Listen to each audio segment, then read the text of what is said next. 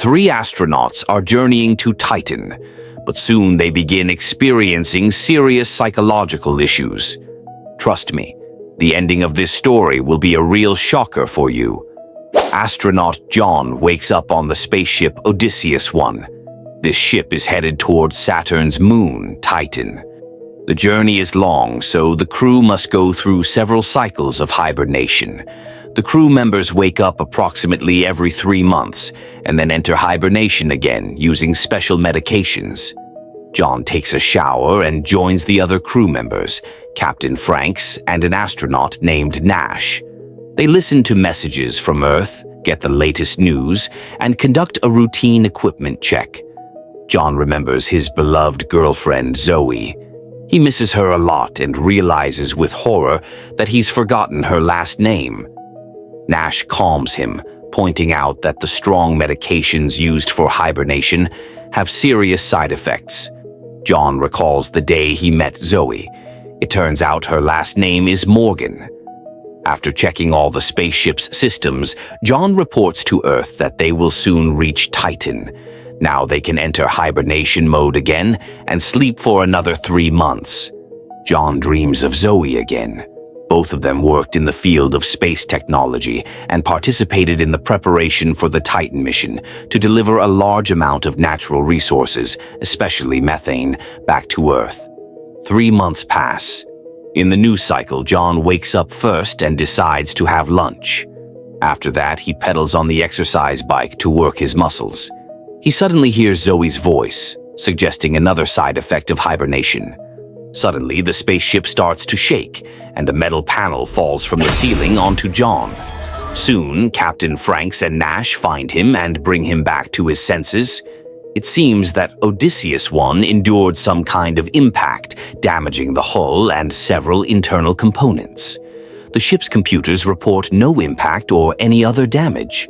John reports serious problems to the control center and recalls Zoe again. It turns out that besides space, they had many shared interests, such as computer games. But John only cares about Zoe. He doesn't care at all about what's happening on board the ship. He remembers visiting her and how she immediately took off her sweater. Their romance started quickly. Soon, John found out he was one of the candidates for the Titan mission, and Zoe suggested keeping their romance a secret from everyone else. Nash tries to persuade John to rebel against Captain Franks. He suggests reprogramming their hibernation capsules to wake up 12 hours early, secretly change the course of the spaceship, and return to Earth. John agrees to break protocol, but warns that, upon the next awakening, he must personally verify that Odysseus 1 is seriously damaged. A new phase of sleep begins, during which John, of course, dreams of Zoe again. It turns out she was among the people directly responsible for the success of this mission. John and Nash are the first to wake from hibernation. They're near Jupiter.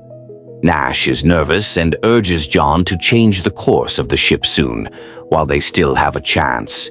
The hero refuses because the ship looks fine to him. Suddenly, Captain Franks appears. It turns out he was spying on the crew members and learned about their treacherous plan, so he also woke up early to stop them.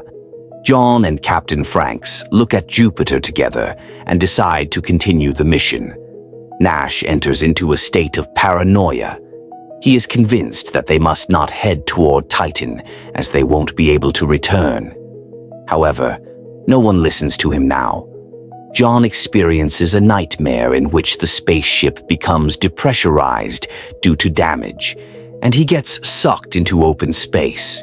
Despite the terrifying visions, John and Captain Franks perform a challenging space maneuver. They use Jupiter's gravity to create the necessary speed for landing on Titan. This maneuver is called a gravitational slingshot. If they fail, they'll shoot off into open space at high speed and won't be able to return. Fortunately, everything goes well and our heroes approach Titan. Captain Franks is very pleased and offers the crew members a drink of moonshine with him. John starts having new hallucinations. It's time to enter hibernation mode again. Of course, in his dreams, our hero again sees Zoe. When she learned that John would fly to Titan, she was very upset because she had fallen in love with him. But for him, this opportunity was more important than his personal life. After the next awakening, John feels very unwell. The ghost of Zoe visits him again, and he gets hysterical with Captain Franks. But it turns out that Nash is even worse off. He tells John that the reactor's power is dropping, and if it fails, they'll all meet their end. Additionally, he admits that he's forgotten his parents' names and important moments from his life. John and Nash realize their mental state is unstable and almost start a fight because they can't control their emotions. Captain Franks calls the astronauts to him. He's aware of the reactor issue too, but he believes it's not a technical failure but a sabotage attempt. He informs them that John's password was used to reduce the reactor's power. Captain Franks pulls out a gun, believing Nash used John's code to force a course change and return to Earth. The man decides to send both astronauts into hibernation so they won't interfere with the mission. When John falls asleep, he sees Captain Franks attacking Nash, apparently taking his life. John dreams of Zoe again, recalling their last days before the Titan flight. Another hibernation cycle passes. John wakes up and remembers everything that happened with Nash. His colleague is no longer on board the ship. But Captain Franks is there, holding a gun. This man is willing to do anything to complete his mission. He assures John that Nash is in hibernation and demands that John obey him. The hero has no choice and promises to follow all the captain's orders. Unfortunately, he soon starts experiencing new hallucinations. The man feels like his body is mutating. Then John hears Zoe's voice again. He's worried because they've had no contact with Earth for a long time. The captain sees John's mental instability and reveals that his relationship with Zoe was fabricated. She was used to test if John was ready for such a challenging mission. She intentionally approached him in a cafe and then joined the lecture about Titan. Captain Franks knew about each of their meetings and every conversation they had. John can't believe it. Could their entire romance have been a lie from start to finish? John tries to contact Earth and even hears a voice from the control center. Captain Franks assures the astronaut it's another hallucination and keeps the gun in his hand. John is convinced Captain Franks has disposed of Nash and demands his commander show him the capsule with the second astronaut. Franks refuses and a fight breaks out between the men. John knocks the gun out of the captain's hands, hits him several times, and takes the weapon himself. Our hero experiences another wave of insane hallucinations and disables the ship's computer to find out where Nash is and what condition he's in. The system confirms Nash is healthy and on the bridge with Franks and John, but that's impossible. John asks for a roster of all crew members. It turns out there is only one person on board, himself. John's full name is Captain John Franks. The other crew members were hallucinations from the first hibernation cycle. John loses his grip on reality. He tries to contact Zoe, pleading for her help. Suddenly, a voice, his beloved woman's, emerges on the ship. She confesses that John isn't flying to Titan, but is instead inside a spaceship simulator located at their New Mexico base. Before the mission began, scientists wanted to test the psychological effects of hibernation cycles. However, a severe earthquake in New Mexico damaged the access tunnel and communication lines to the spaceship simulator.